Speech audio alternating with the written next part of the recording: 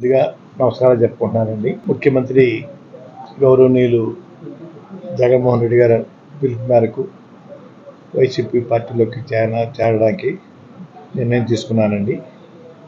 14వ తేదీ ఉదయం స్టార్ట్ అవుతానండి. ఈవినింగ్ 4 to 6 మధ్యన పార్టీలో జాయిన్ అవ్వడానికి వెళ్తున్నానండి.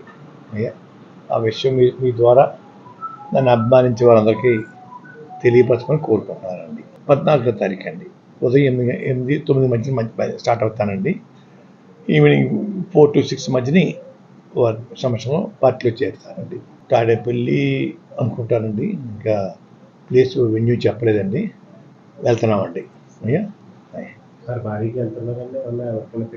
ఇంకా నేను ఇంకా పిలుపు ఇవ్వలేదు సార్. నిర్ణయం తీసుకున్నానండి. అంటే వారి పిలుపు మిథున్ రెడ్డి గారి ద్వారాను, కాకినాడ ఎమ్మెల్యే చంద్రశేఖర్ గారి ద్వారాను, గీత గారి ద్వారా, మన కన్నబాబు గారి ద్వారా వచ్చిందండి. నేను కూడా వారికి మద్దతుగా ఉండాలని నిర్ణయించుకున్నానండి. ఇంకా మంచి మంచి పథకాలు, సంక్షేమ పథకాలు ఇంకా పేదవారికి అందించేలాగా నా వంతు నేను కృషి చేయడం కోసం ఆలోచనతో ఉండి నిర్ణయం తీసుకున్నాను సార్. ఇప్పుడు కాకినాడ పార్లమెంట్ సంబంధించి పవన్ కళ్యాణ్ గారు పోటీ చేస్తారంటున్నారు కదా, ఆయన మీద ఏమైనా మీకు పోటీ చేయడం? నేను ఎటువంటి కండిషన్ పెట్టలేదు సార్. ఎమ్మెల్యే సీట్ కానీ ఎంపీ సీట్ కానీ అడగకుండాను సర్వీస్ చేయడం కోసం వస్తా అని చెప్పానండి.